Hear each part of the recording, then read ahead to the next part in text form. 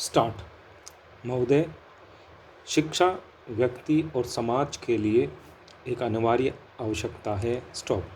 परिवर्तनशील परिवेश के साथ इसका बदलना भी नितांत आवश्यक है, अन्यथा वह निर्जीव साधन मात्र रह जाएगी। स्टॉप।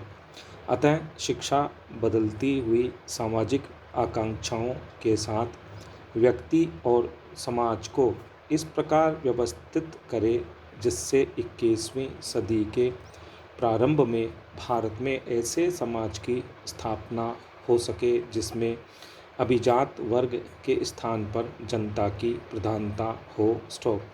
अगर हम अपने संविधान में अंकित प्रतिष्ठित समाजवाद, धर्मनिरपेक्षता और लोकतंत्र के लक्ष्य की प्राप्ति चाहते हैं तो शैक्षिक अवसर की समानता सबको मिलनी चाहिए और शिक्षा समाज के सभी वर्गों को सुलभ होनी चाहिए। स्टॉप। प्रत्येक देश में शिक्षा खुशहाली का आधार है। स्टॉप। समाज के इन वर्गों में शारीरिक, मानसिक, संवेगात्मक रूप से विकलांग बालक भी हमारे समाज के अंग हैं। स्टॉप। यह एक ऐसा वर्ग है जो बिना किसी अपराध के लगातार सजा भुगतता आ रहा है। स्टॉप। यह कहानी समाज के उस निर्बल अंग के प्रति बरते जाने वाली उपेक्षा की लंबी कहानी है जो अपंगता का शाप बनकर उन तमाम जिंदगियों पर छाई हुई है। स्टॉप। समाज में यह लगभग पूर्ण रूप से उपेक्षित है और देश के 5% व्यक्ति शारीरिक व मानसिक रूप से विकलांग हैं। स्टॉप। इतने बड़े वर्ग की शिक्षा व्यवस्था करना प्रजातंत्रीय देश में समानता और नैतिकता का आदर्श बन जाता है, क्योंकि जैसे विकास की माप और अधिक विकास ही है, ठीक प्रजातंत्र की माप और अधिक प्रजातंत्र ही है और अधिक भाग लेने की प्रक्रिया है। स्टॉप। पैरा।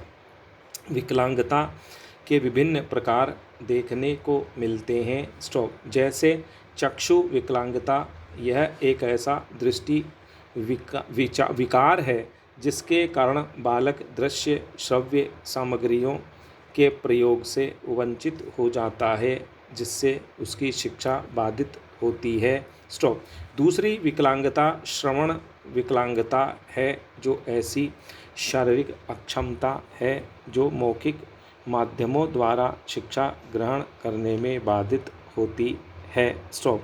तीसरी विकलांगता वाक विकलांगता है, जिसके द्वारा बोली गई बात को श्रोता या तो समझ नहीं पाते हैं या देर से समझते हैं। स्टॉप। एक विकलांगता विरूपित विकलांगता है। स्टॉप। इस विकलांगता में शारीरिक दोष विरूपण होते हैं जो अंगों की कमी के होने के कारण समायोजन नहीं कर पाते। स्टॉप।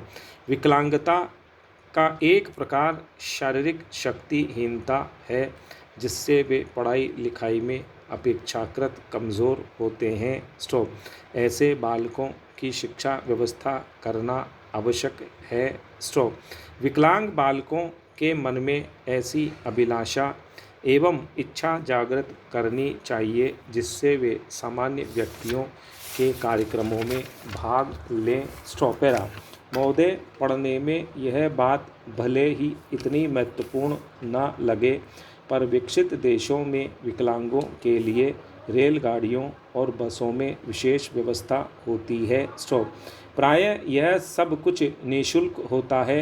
इतना ही नहीं, वहाँ उनके लिए सिनेमा घरों में अलग व्यवस्था होती है, लेकिन हमारा समाज विकलांगों के प्रति उदासीन बना हुआ है। स्टॉप।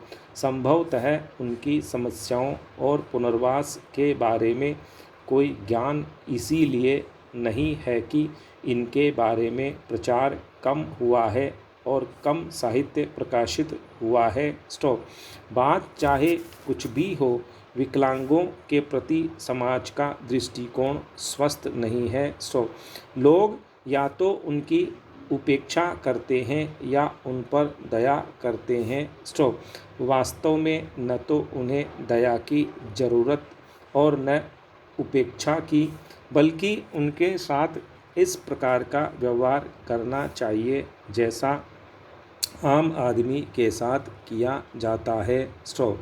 इसके अतिरिक्त विकलांगों को अपने पर भी भरोसा करना चाहिए।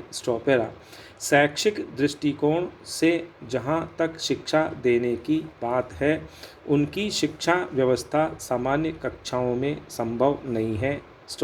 अपनी विकलांगता की प्रवृत्ति के अनुरूप उन्हें विशेष रूप से प्रशिक्षित शिक्षकों द्वारा शिक्षा दी जानी चाहिए। वर्तमान भारत में जहां शिक्षा देने के साथ विकलांगों को सहायक यंत्रों के प्रयोग का प्रशिक्षण भी दिया जाता है, वहीं विशेष रूप से विकलांग बालकों के लिए अलग विद्यालयों की व्यवस्था करना, जैसे मूक बधिर बालकों के लिए अंध विश्वविद्यालय की व्यवस्था की जा सकती है। भारत सरकार ने राष्ट्रीय पंचवर्षीय योजना में विकलांगों को कमजोर वर्ग का एक भाग मान लिया है। भारतीय संविधान की 41 तथा 46 धाराओं में भी विकलांग व्यक्तियों के कल्याण पर जोर दिया गया है। विकलांगों के कल्याण हेतु सरकार न देश के प्रमुख नगरों में 22 रोजगार कार्यालय खोल दिए हैं। नई राष्ट्रीय नीति के अंतर्गत प्रौढ़ विकलांग व्यक्तियों के लिए एकीकृत शिक्षा उपलब्ध कराने हेतु भारत सरकार ने जामिया मिलिया इस्लामिया नई दिल्ली, रामकृष्ण विद्यालय तमिलनाडु, बनारस विश्वविद्यालय उत्कल भुवनेश्वर में शिक्षण प्रशिक्षण कार्यक्रम की योजना चलाई है। विकलांगों के कल्याण हेतु राष्ट्रीय संस्थान बनाए गए हैं। इसके अतिरिक्त सरकार ने 3% का सरकारी नौकरियों में आरक्षण भी दिया है तथा नौकरियों में 10 वर्ष की छूट, विकलांगों को मूल वेतन का 10% वाहन भत्ता भी दिया है।